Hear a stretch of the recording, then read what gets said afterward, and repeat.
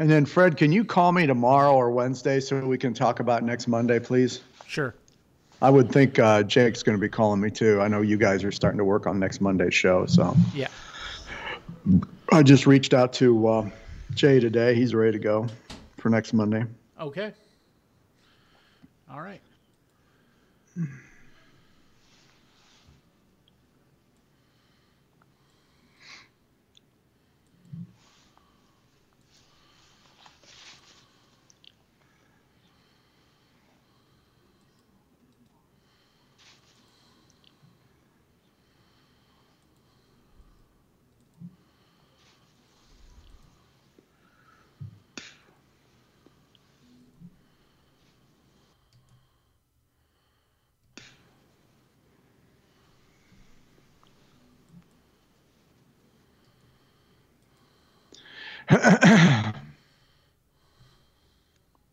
I've got the TV on, but it's at such a low volume, I don't think you can hear it.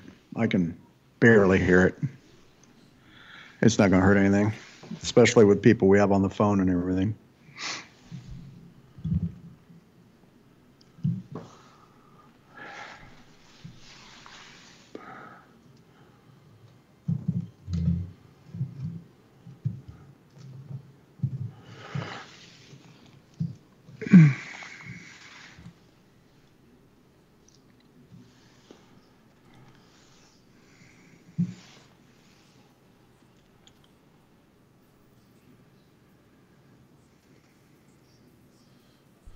And we're on. And welcome to another edition of Buckeye Live. Ohio State's head coach is still off the job, but practice continues. Not much has really changed from this time last week, except a lot of continued talk on social media. Anyway, we'll talk about all that tonight and try to put it all in perspective. Football practice continues every day. Investigators are still investigating whatever it is they're supposed to be investigating. And the rest of us are just kind of in a waiting game. You'll remember we were told last week that it was going to take 2 weeks. So we should be nearing an end to all this. The big news today was the fact that Zach Smith and his ex-wife Courtney did in fact meet with those investigators. Writer Jeff Snook has another story on social media today, quoting Zach Smith's ex-mother-in-law. And this thing continues to swirl. It makes my head hurt. Snook's last big installment was Saturday's report suggesting that Texas football coach Tom Herman or Mrs. Herman too, one or both of them, tipped off everybody on Zach Smith's domestic issues to begin with. And that's where this all started, according to the writer Jeff Snook last Saturday.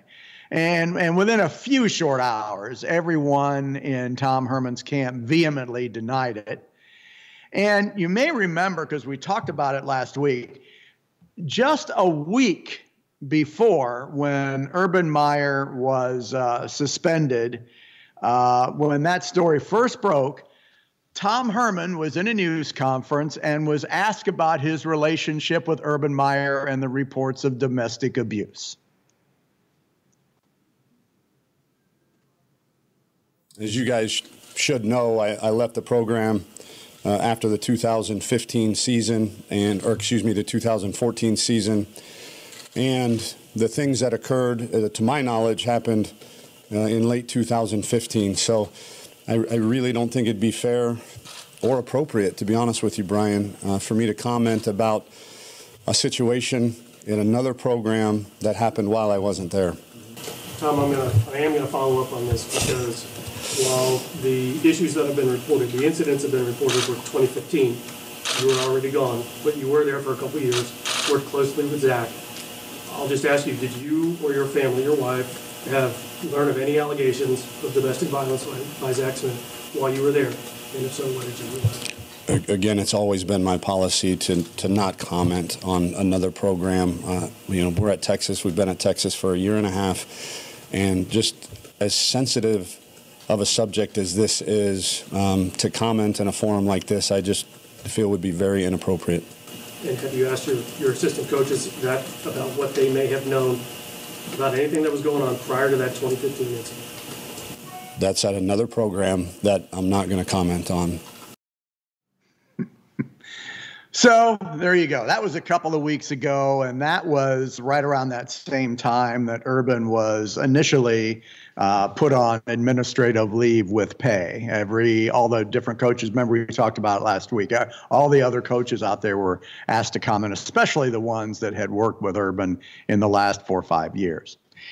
So tonight, former Buckeye nose tackle Nick Miller will join us to give us his perspective of this mess. And then Mark Ray from Buckeye Sports Bulletin will talk to us about any late breaking news, such as the investigation today involving Zach Smith and his attorneys and Courtney Smith and her attorneys meeting with all the investigators. So we're going to get all that straightened out, I promise, sometime here over this next hour.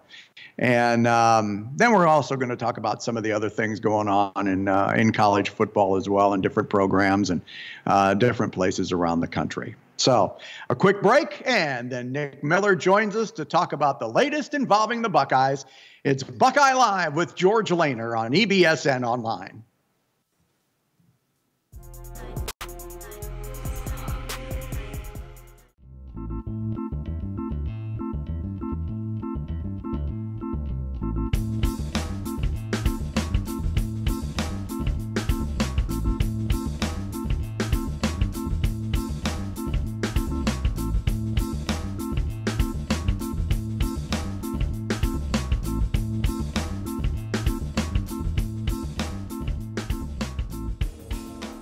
Powerball.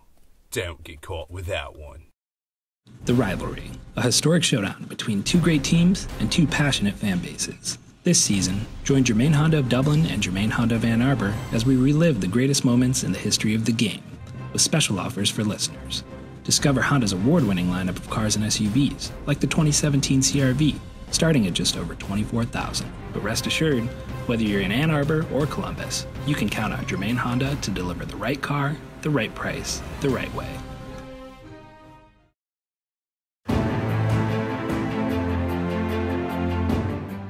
It really is the difference between winning and losing, being able to get your hands inside, defeat blockers, and it works at all positions and all skill levels.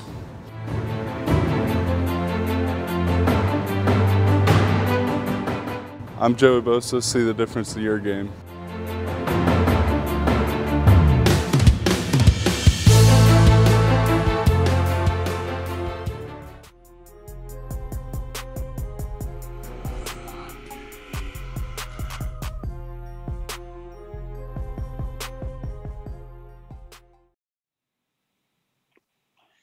And welcome back to Buckeye Live with George Lehner. And we are here every Monday night during the during the college football season. We're here every Monday night, period, from 7 o'clock to 8 o'clock, because there's Buckeye news year-round, as evidenced by this Peyton Place saga that we've been reporting to you about here over the last month or so. So this is the place to be every Monday night, 7 o'clock. Starting next week, we're really going to kick it into football mode.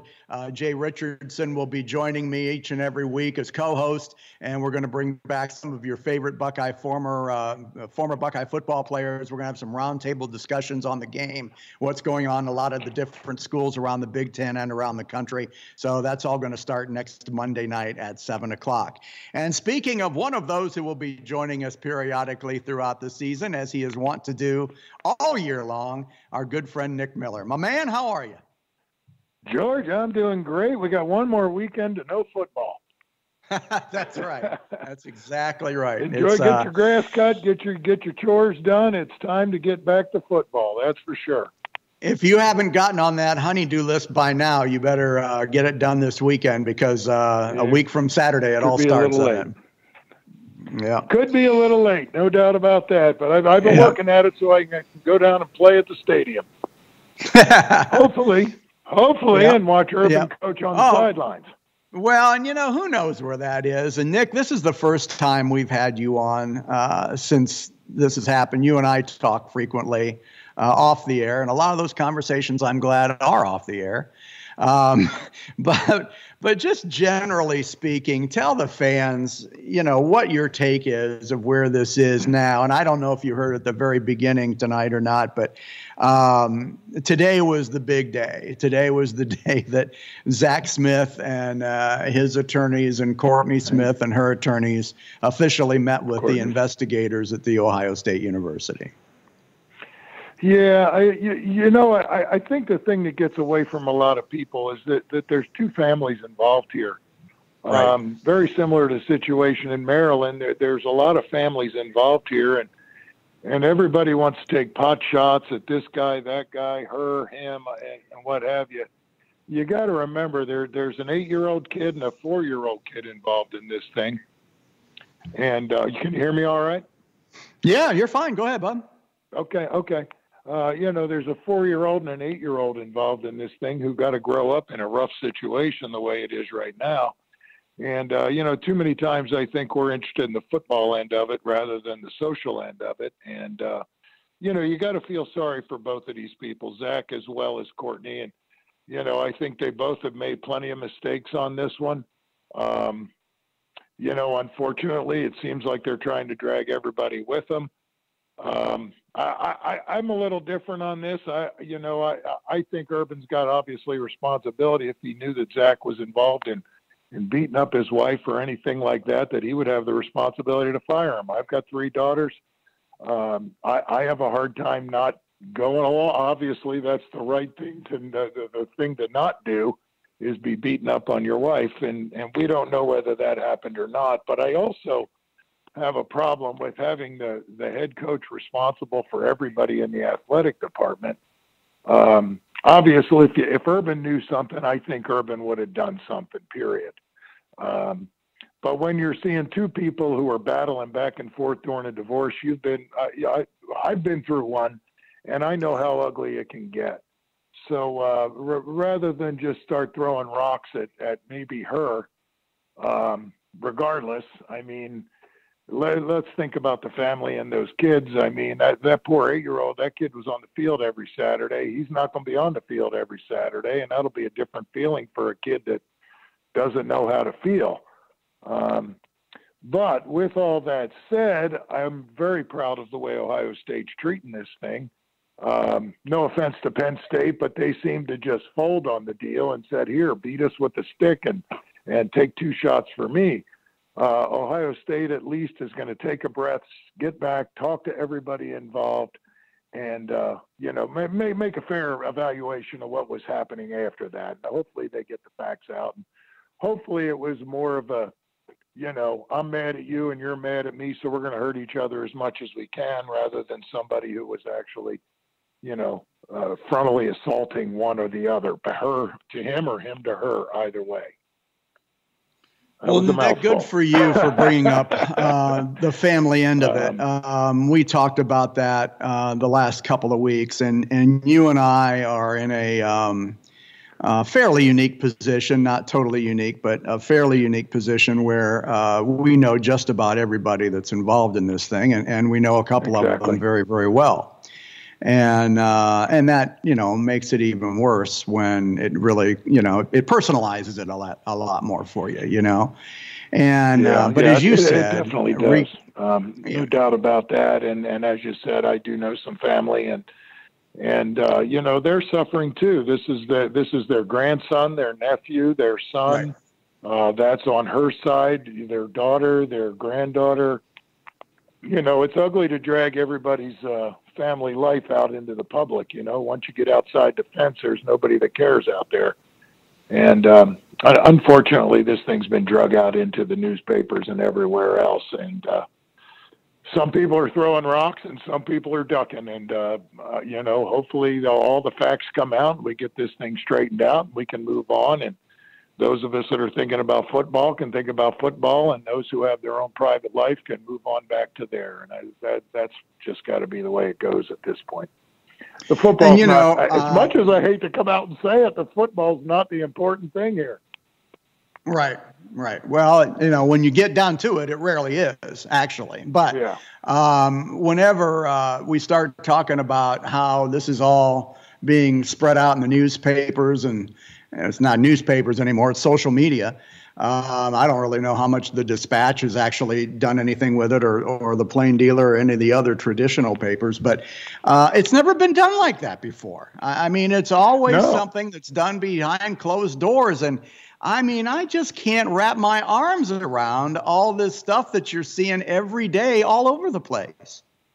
Right. You got a lot of haters taking guesses here and there, and some of that's expected. You got your guys from this school that hate us and that school that, when you're on top, everybody hates you. So, it's good to see Ohio State at least take a breath here and try to get this thing right. I mean, you got to get this right for everybody involved. Unfortunately, I think Zach he's gone for good, whether he wants his job back or not. Right. Probably best for him to move on at this point. I mean, personally, I think, from what I'm hearing out here, it sounds like I think he's going to be okay. Maybe he gets I don't know, maybe he gets a game or two. But to me, I think one of the fishy things is the fact that Gene Smith is on vacation. How do you go on vacation this week? I don't know. Right. That to me is very interesting. That and that's a whole different area that we really haven't explored much, and I think it does bear some exploring. You have a director of athletics who outwardly at least seems to be very, very well respected by his colleagues across the nation, certainly by his associates at the university. And this is not the first issue that he is embroiled in. He's been at Ohio State for quite a while. Point. I mean, you got the band incident, you got the swimmers, and the doctor that's been gone for 15 years, and I think the wrestling accusations are coming to an end here. But I don't know. It just everything's gotten real dirty all of a sudden, and I'm not enjoying any of this. That's for sure. I mean, then you go over and not that this isn't a reality situation, but then you bump over to Maryland, and you got Jordan McNair dropping of heat exhaustion over there. Man, what a sad situation that is. I mean, you got his parents, obviously, it must be distraught. And for any coach, regardless of what you're hearing about cussing and yelling and intimidation and berating, derogatory statements, demeaning statements, that's been going on in football for a long time. Sure. Not that it's right, not that it's wrong, but it's been going on for a long time. But those coaches that were involved, when that kid went down and passed away, those guys are going to feel that for the rest of their lives. That messes with you, and it's got to mess with you if you're a human. I would think that those guys are, just as distraught as anyone could possibly be. Just what a sad situation over there, huh? Yeah, it really is. And of course, we've seen that in other schools, and of course, even in the pros. And I think back to Corey Stringer. And you look at all the changes that have been made around training camps after Corey Stringer passed away. But, this has a different tenor to it at the University of Maryland because of all those other allegations that have been made involving what you suggested, and that's after the student athlete collapsed. What was done, what could have been done to prevent it, who listened to him when it was pretty obvious he was struggling. And, this is going to be a huge investigation and a very, very tragic situation for the University of Maryland. And just like with the Ohio State case, Nick, now you have people coming out that, have an axe to grind against DJ Durkin, and that goes back into different places in his career. And, it's like these people are out there just laying in the weeds, waiting for something to happen to you or your program so they can pounce. Exactly. And again, regardless of what those coaches say in practice, I was one of those kids that needed to be pushed. I mean, I'd come back in 70% shape, not 100% shape, and they had to drive me a little bit. They had to ride me a little bit to get me moving. Now, this kid was, 340 pounds, I'm thinking they said, Yeah. 6'5", 3, Yeah. something up there. I would think you got to work a little bit slower with those guys. And it appears that they were doing 10-1-10s, I guess is what they called them.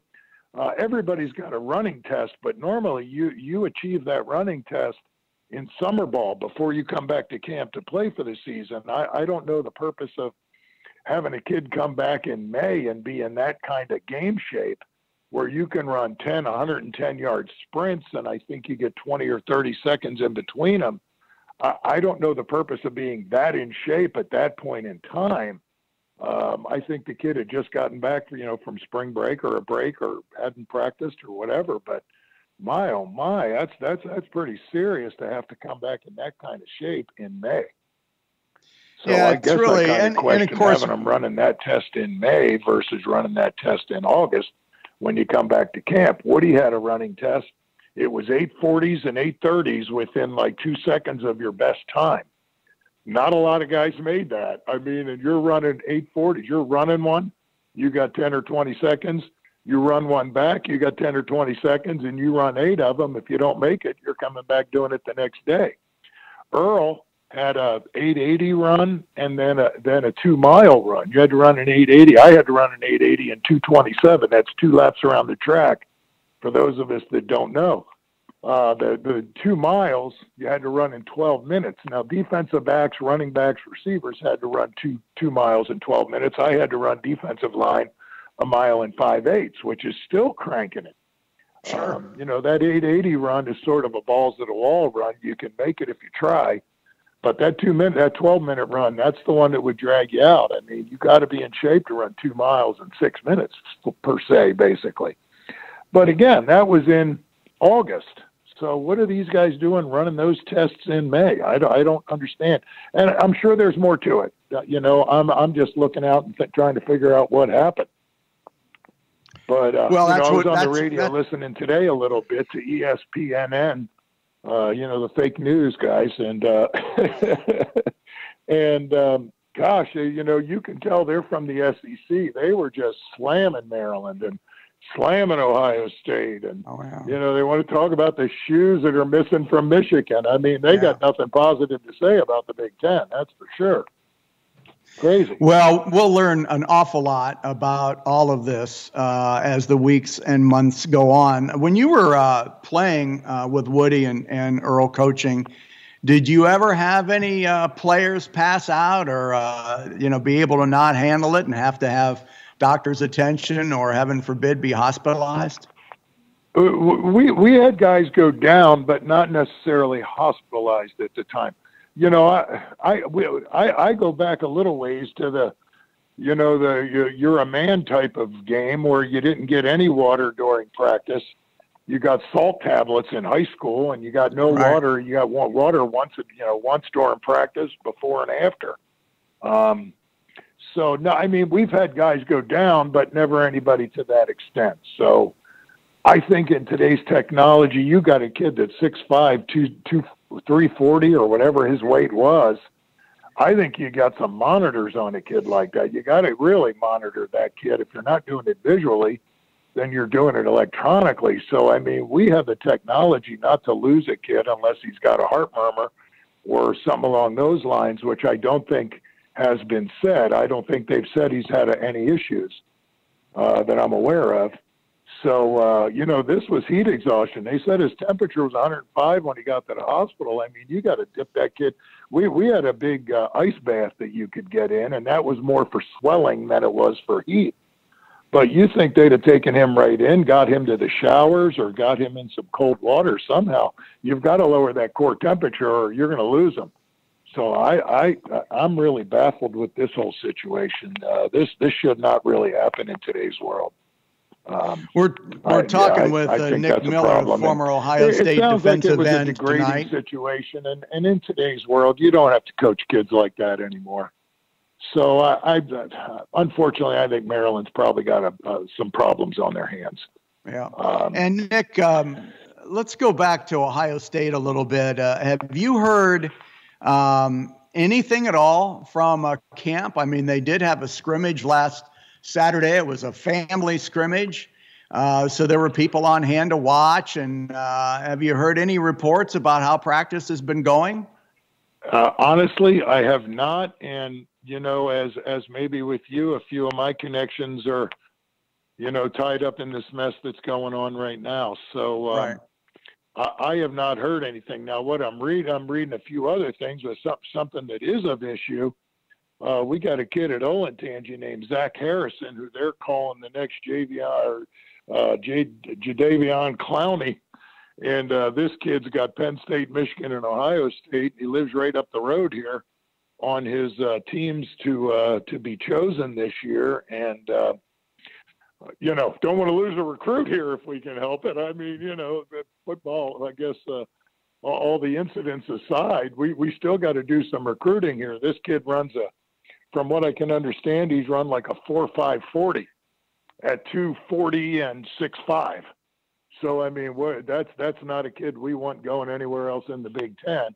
Right. Especially when he lives, you know, right on the outside of 270 up right. over at Olentangy. So, you know, we got to get this thing cleaned up and we got to get moving forward. All those who are licking their chops to get at us now with or without Urban, this is still a good football team. You know, you got running backs, you got wideouts, you got an offensive line, you got a pretty strong defense. There's not a lot of weaknesses here other than the schedule that we have to play because it's all away. Michigan State's going to be good. Michigan's going to be a lot better. They're going to be very good, I think. Penn State's always a nightmare. So we got our challenges. It'd be good to, you know which way this thing's going to go. And I'm guessing sometime this week we'll probably get an idea, or when Gene Smith gets back from vacation. Well, you talk about the recruiting battles, and this kid from Olentangy is the single most heavily recruited student athlete that is yet to make up his mind. And matter of fact, Nick, some have suggested to me that this has dragged on and on and on, and you know, they think he's going to make up his mind by this day, and then he says he needs more time. They think he's going to make up his mind by this day, and he needs more time. And you know, you can't afford, obviously, to pass him up. But at the same time, these recruiters at these different schools are like, you know, buddy, you need to make a decision. You need to make a decision for yourself, and you need to make a decision for everybody else, because quite frankly, you know, we're running out of time and space. Yeah, but this kid's isn't he a sophomore? Yeah, I think so. Yeah. He's 16 or 17. That kid's under no pressure.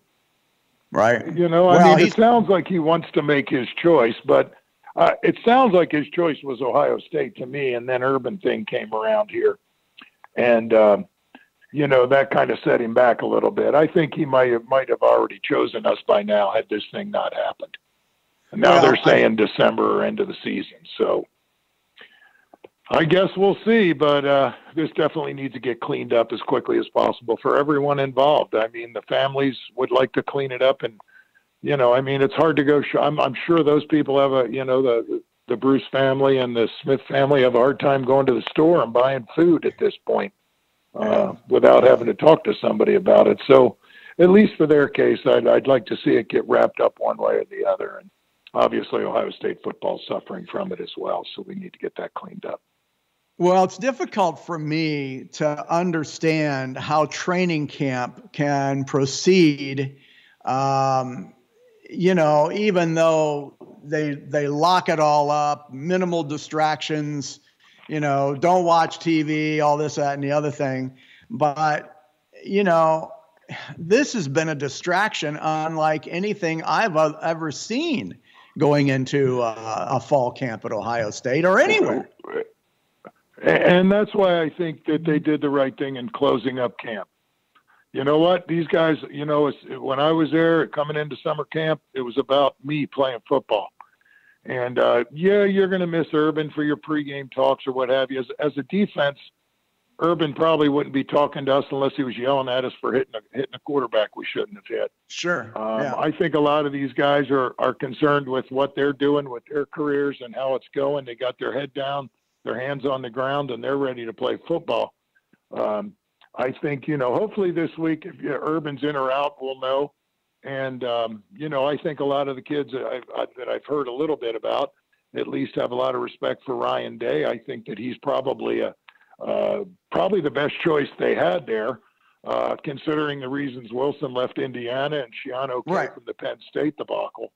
I think that Ryan Day is that young and upcoming kid. He played under Chip Kelly. He coached at Temple. He coached at Philadelphia for the Eagles. He coached in San Fran. Of course, the Eagles near and dear to my heart. Temple as well. So I think he'll be fine if he's got to coach a game or two on his own. That head coaching thing's never been easy to do, but he's the offensive coordinator, and I think that this is a good enough team that you call some good plays and call some good defenses, and we're going to be just fine. Not to say that I don't want to do it without Urban, that's for sure, because I would prefer to do it with Urban, obviously. And I think when he comes back, it'll be a boost for those players who, maybe thought he might not be there. So, let's keep our fingers crossed and hope that Urban did everything right. And if that's the case, he comes back, and I don't see any issues with that. I think that it's going to have to be, cleared up one way or another. So the sooner we can get that to happen, obviously, the sooner we got one weekend. Yeah, that's right. I think golf's even over now, George. So you can't even watch golf at this point. Pretty much. We got until Indian. the Ryder Cup. I guess that's where we're at. Well, Nick, thanks for spending time with us tonight. Zach Harrison, of course, is the other big question that we're going to be the question mark we're going to be watching carefully. He is a 2019 recruit, by the way, Nick. So they are anxious to get him. He's a junior then. So yeah. All right, Nick. Thanks an awful lot, because he wanted to make his decision before the end of the year so he could make spring ball next year. That's how good that kid is. That's right. He is. Wow. He's a stud. All right. Take care of yourself, my friend. We'll be talking to you, and we'll have you on quite a bit during the season, I'm sure. You got it, my brother. You guys have a good one. Go Bucks. Yo, yo. All right. Get back out there into the pool while you can. Nick Miller with us tonight on Buckeye Live. Mark Ray of Buckeye Sports Bulletin has been covering Ohio State for several decades, and I'm sure he's never seen anything like this. We'll get his take coming up after this break. It's Buckeye Live with George Lehner on EBSN Online.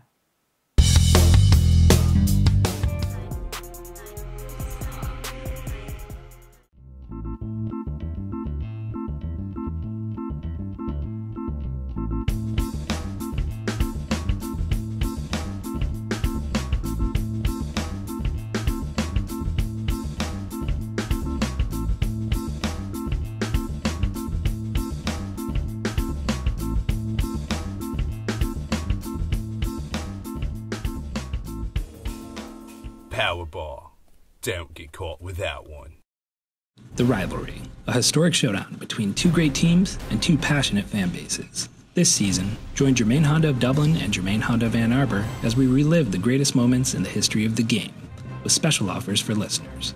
Discover Honda's award-winning lineup of cars and SUVs, like the 2017 CR-V, starting at just over $24,000. But rest assured, whether you're in Ann Arbor or Columbus, you can count on Germain Honda to deliver the right car, the right price, the right way.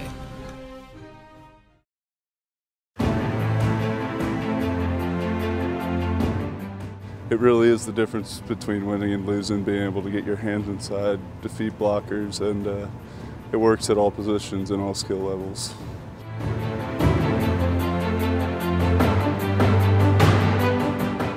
I'm Joey Bosa. See the difference in your game.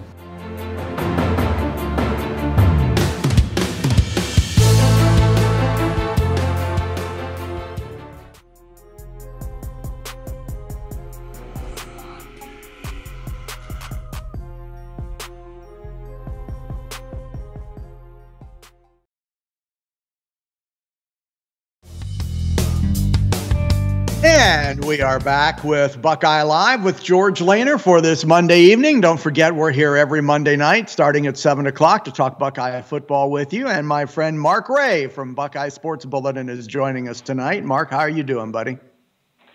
I'm doing good, George. How about you? I'll be doing even better when I get to your neck of the woods in a couple of days.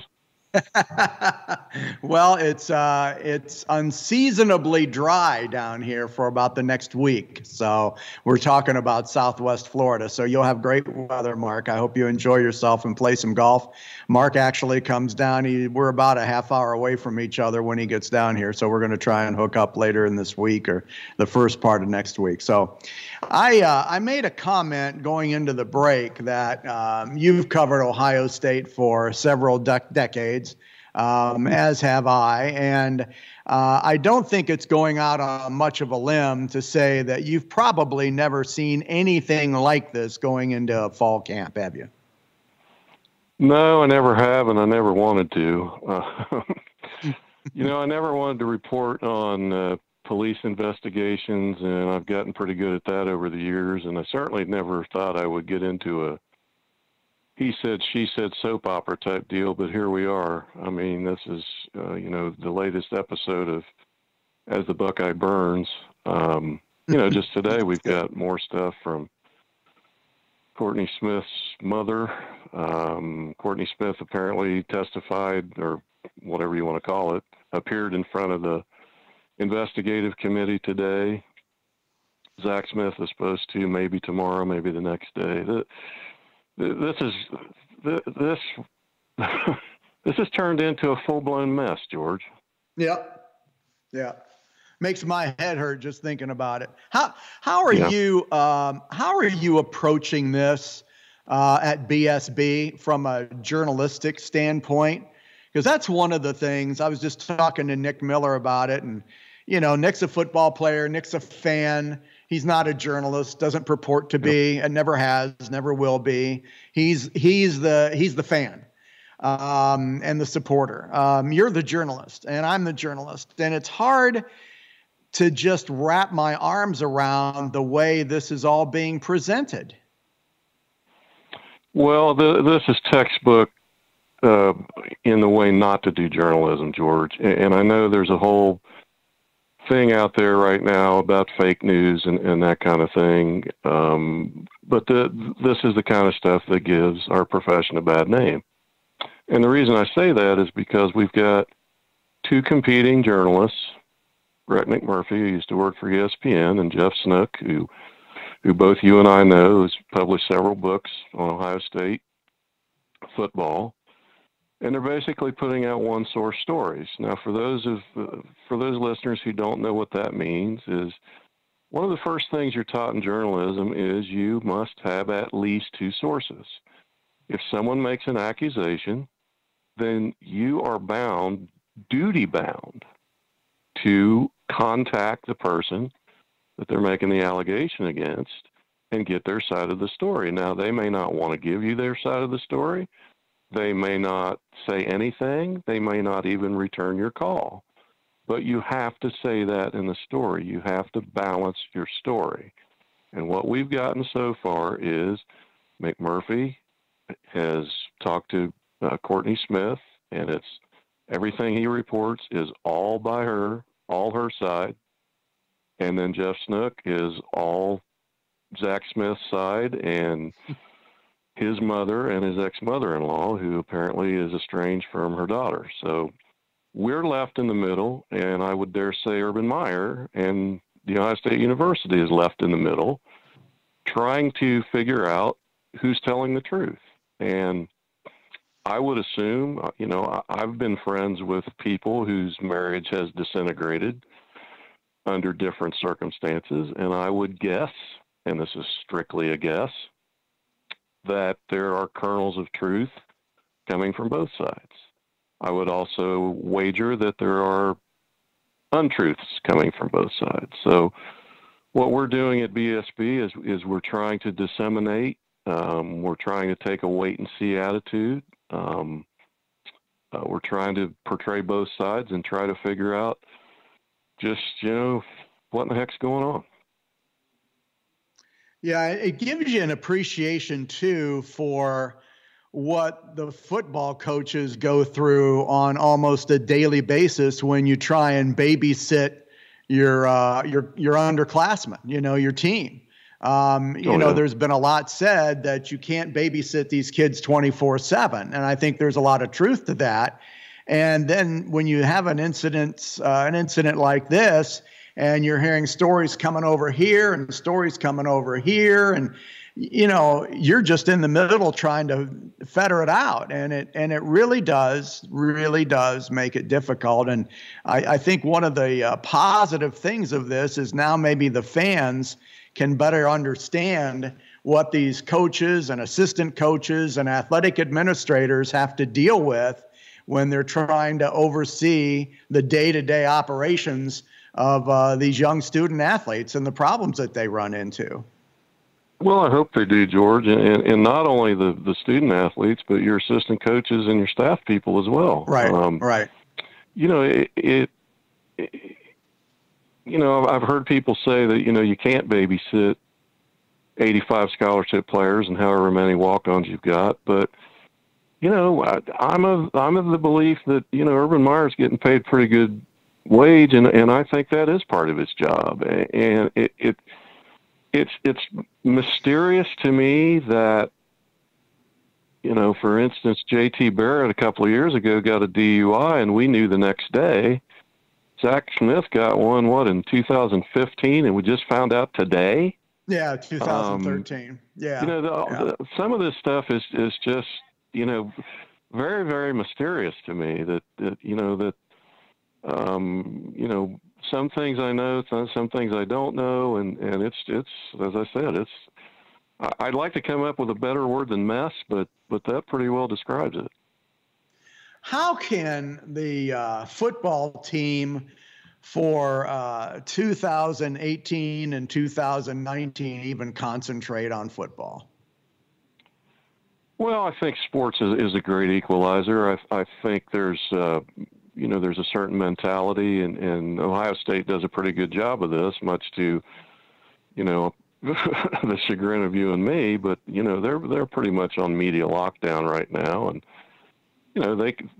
they watch, they know that they've got the internet, they've got people texting them all the time. But I think they work so hard in preseason camp right now that I think that by the time they get back to the hotel where they're staying, I think they're so tired that they might have time for a video game or two, and then they've got to get back to the Woody Hayes. So I think in that vein, it's probably easier to concentrate on football now than say it would be if this happened in the middle of the season. But I don't think there's any question that it's a big dark cloud over the program right now. I mean, recruiting is ground to an absolute halt. Not that this is a big recruiting time anyway, because the coaches are not on the road, but you're not hearing anything about that. We're not hearing anything about position battles or things like that. But again, that's because of a lockdown, media wise. But I think it behooves Ohio State to get this investigation completed and brought to whatever result it's going to be brought to. And I've heard that it's going to be done by the end of this week, and I hope that's correct. And you talk about recruiting.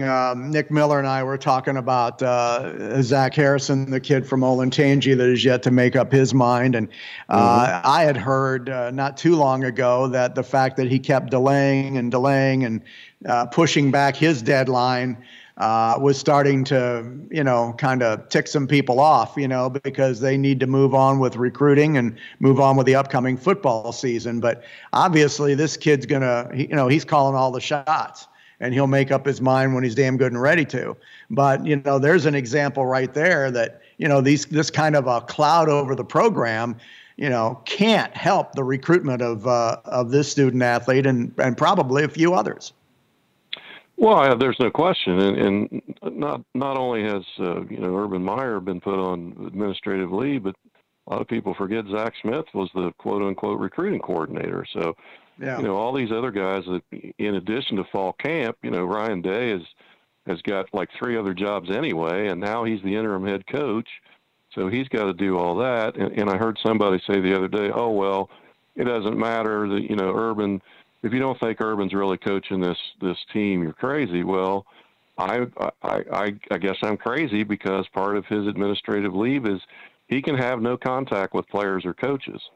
And I doubt very seriously in this atmosphere if he wants to violate that. So, as you said, that you can't blame kids now for taking a wait-and-see attitude.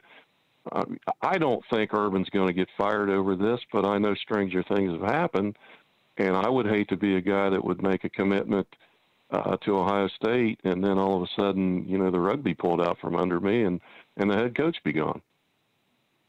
What about Gene Smith? How's he going to fare? That's a good question. What about Gene Smith? I think Gene has got to have some culpability here. I wonder, again, if it's of all the mysterious things that surround this is another mystery. Why is he not on administrative leave? Apparently he knew about Zach Smith's discretion a couple of years ago, and apparently nothing came of it. And again, here we are, George. We're splitting hairs on. There were police reports, and the police came out to the Smith home repeatedly, but there were no charges filed. Where do you? Where must you, as an administrator, Gene Smith, as a head coach, a boss, Urban Meyer, where do you draw the line on okay, there's a bunch of smoke, but apparently there's no fire, and then all of a sudden, in July he has a protective custody right. Incident, and immediately he's fired. So. I don't know, and I hate coming on your show and being labeled a quote unquote expert. I don't know, but this is way above my pay grade, and there's just so many players in this, and then you got Gene Smith at the top, and you've got Zach Smith and Courtney Smith and Lynn Bruce, and now you got Tom Herman and his wife in it. It's just this is. If we're talking about this next week, who else is going to be in the middle of it? Right. Yeah, and we're at the point where you literally don't know what to believe. No. And that's the problem. And I think that's the problem for us trying to cover this case, this story. And I truly think that's the problem with Ohio State. On one hand, if you want to take the one clause in Urban's contract that says he has to report this, and then it's could be cause for termination in this day and age, in the Me Too movement and all of that, Title IX, if there's any kind of liability there, plus the fact the university is looking at a multi-million-dollar lawsuit with the wrestling program, if they want to make do they want to make an example of Urban Meyer? On the other hand, you've got, this is basically a case of he said one thing, she said another. Do you want to fire a high-profile head coach over that? If you do, pardon my French, you better be damn sure you're right. And yeah. I don't know that you can fire him and be damn sure you're right. Yeah. And that's, again, where I think people really need to start sniffing around Gene Smith's direction and see, what did he know when? And and it's not just this Ohio State football situation. It's the wrestling program. And Lord only knows all the other issues that have come up over the last 5 years that, it was under his watch. And I think that Like I said before, I don't know what to believe, and I'm certainly not taking sides with anybody at this point. But I think Gene Smith definitely needs to be, as far as an investigation, needs to be front and center, along with anybody else as far as this investigation is concerned. Listen, Mark, before we let you go, they did have a scrimmage last weekend. They are practicing every day. And the media's got it all. I mean, it's all shut up. We know that. But have you heard anything at all relative to how the scrimmage went? It was a family day. Everybody had their relatives there. It was family day, and if you were a family member of a player, you were invited in, and if you were a media member, you were chased away. But, according to what I was told and what I've heard, and piecing together some things, Dwayne Haskins had a average day, I think, for the first scrimmage. He threw some good passes. He threw some not so good passes. One name that I'm hearing that a lot of people really like is true freshman tight end Jeremy Ruckert. I guess he's making a name for himself early in camp. I think I would say that the depth chart is pretty well set. I mean, we know who's going to start most places, including, the defensive line is just going to be, I mean, it boggles the mind that how many people they've lost to the NFL off the defensive line the last couple of years, and they've still got Nick Bosa and Draymond Jones and Chase Young is just going to be another in the long line. So it appears to me that, with the exception of what we've been talking about the last 15, 20 minutes, the football team is going to be okay. We'll see what happens with the head coach. Yeah, it's it's just the typical. We've talked about Ohio State just restocks, and they do have a lot of skilled position players on both sides of the ball. They actually have some depth for a change at some of the crucial spots like offensive line, and some depth in some spots on defense. I just wonder how much these kids can concentrate on football with all this going on around them. Well, I think the best thing about it is they're kids, and they've got short attention spans, but they've also got short memories. So we'll hang our hat on that. Plus the fact they've got two of the best running backs in the country, and I think you and I could probably coach those guys. Right. Good talking to you as always, Mark. Thanks so much, and we'll be visiting with you throughout the football season, I know, and anxious to continue that relationship. Thanks so much, my friend. You bet. Sounds good. Thanks, George. All right, take care. And when we come back, we'll update you on what's going on elsewhere around the league. We've hinted at a couple of things already, especially with the University of Maryland. We'll also talk to you a little bit about what's going on up in Michigan. It's Buckeye Live with George Lehner on EBSN Online.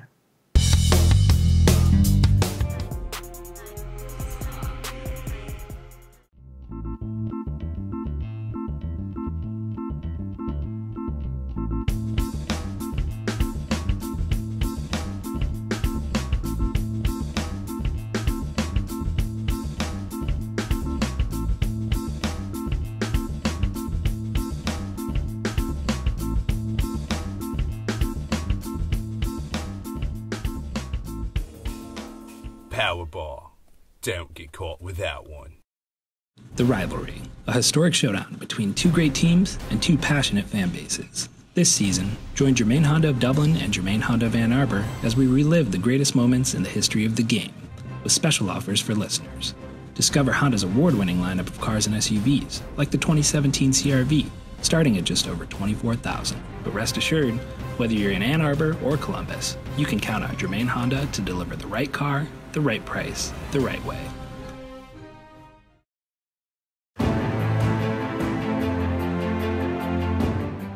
It really is the difference between winning and losing, being able to get your hands inside, defeat blockers, and it works at all positions and all skill levels.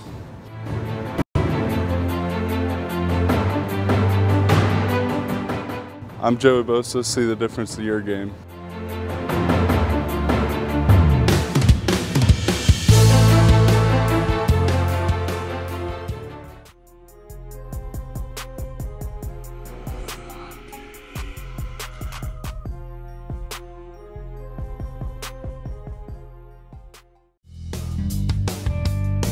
Back on Buckeye Live with George Lehner every Monday night, 7 o'clock. We are right here. And starting next week, Jay Richardson will be joining me in studio as we hopefully have this behind us, this Peyton Place of Ohio State football behind us, and can begin to hammer out some good questions and answers and comments and discussions about what's going on for the upcoming football season. We'll have a couple of guests every week, as we've done every show for the last several years. And we're also going to have a segment each week kind of devoted to what's happening throughout the country, the conference and the nation in college football.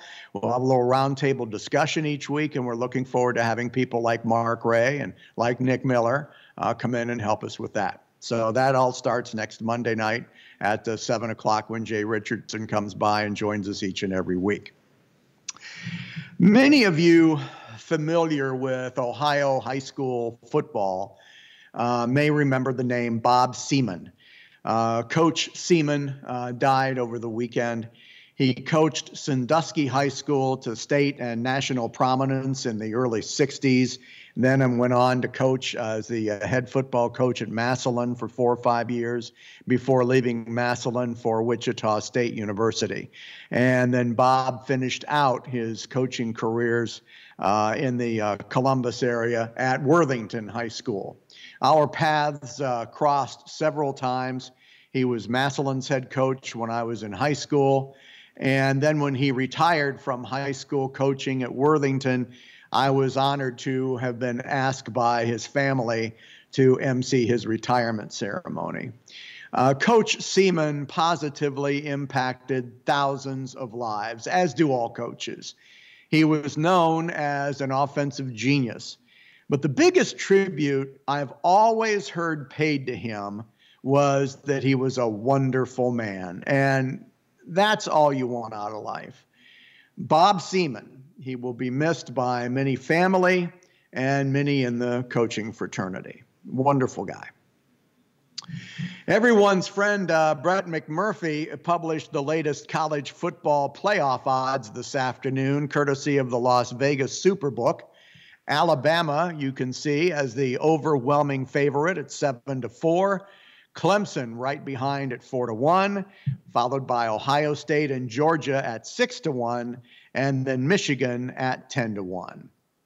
And as we talked about throughout the show a little bit earlier, Ohio State is not the only Big Ten football program making news off the field. Maryland has suspended several people, including their coach, after the tragic death of one of their players during camp. And I actually saw a story out there by someone trying to link the two issues together, Maryland and Ohio State. People, please. Ohio State's issue is Ohio State's issue. Maryland's issue is Maryland's issue. The writer that I read was trying to point out that coaches say one thing and do another. Listen, that's true in any walk of life. I mean, wake up. You're always going to have the so-called leaders say one thing and do another. Coaches, teachers, company CEOs, even member of the clergy. That's just the way it is with life.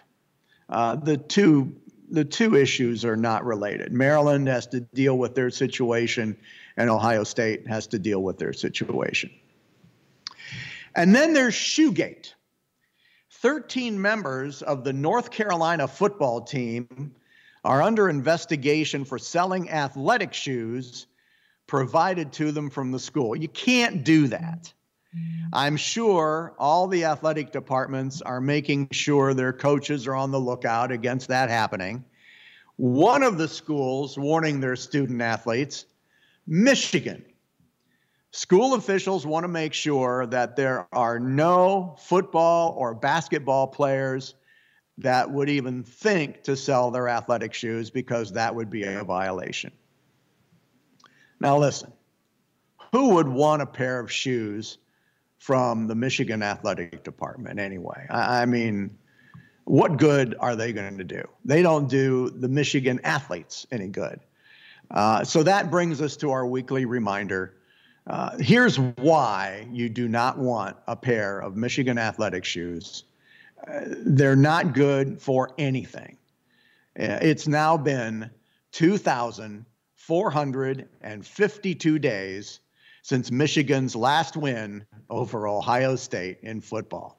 So much for premier athletic shoes. We'll see you next week.